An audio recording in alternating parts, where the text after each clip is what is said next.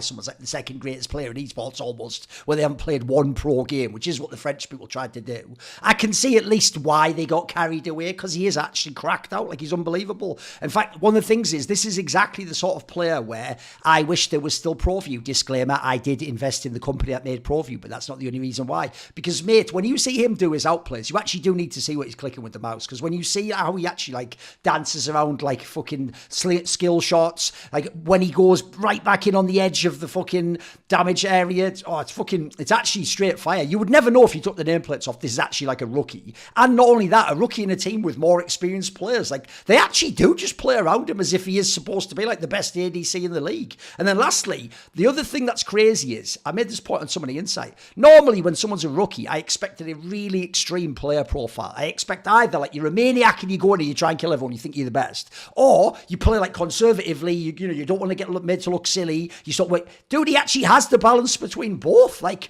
the amount of times I've seen him actually, like, go in and do max damage and just get off a kill where, like, you do it on the last tick of damage. But then also the times where he'll do stuff like, when the other team's backing off, he'll, like, step forwards when he knows everything's on cooldown. So they, like, try a stupid re-engage with nothing, and then he just backs off and his team peels for him and he just wins the fight. Like, it's actually, like, I'm being serious. If you took the nameplate off, I would never know, like, this was the player that's a rookie. I would assume this is like a veteran ADC. What do you think, Leader?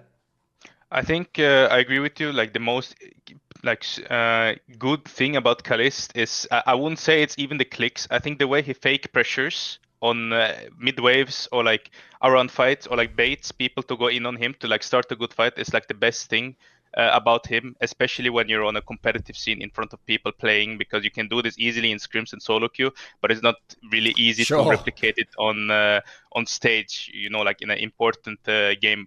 But he's doing that really well, and that's what I think Carzzy does as well, like the fake pressure, but maybe he does it, like, overdoes it sometimes, But I agree with you that he has a good balance of stepping forward and knowing when to step back as well at the same time. For sure. Also, like, we know quite a lot of their comms and from ERLs, and he was, Crowny level shot calling, like, right. non-stop talking and calling. He calls for resources at the right time.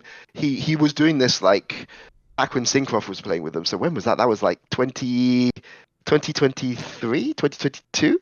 I can't remember. You're after Reckless, I assume so. Yeah. Yeah. But basically so this is something he's had for a long time. I love that he's not afraid to go in. And it's worth saying, that who's he played against, who's he outplayed 2v2, in swap or in lane.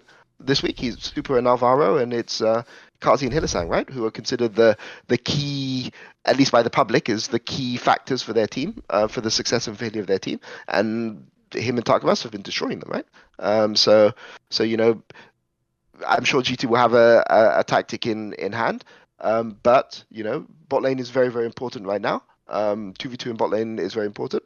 This guy is a demon on Caliste, and they're, on the one hand, he's not showing fear, but on the other hand, I don't think teams yet know how they're supposed to counter him yet. Maybe he's uncounterable, but I think the more VODs we get, the more teams will have a better read on him. But I think right now he definitely hasn't shown any weakness. I don't know, if I was a G2 coach, I wouldn't know what I would do against him. I'd probably just play against his teammates next week. See more cool, funny, interesting clips based on topics from my content? Well, subscribe to this channel then, or, be a pleb and don't.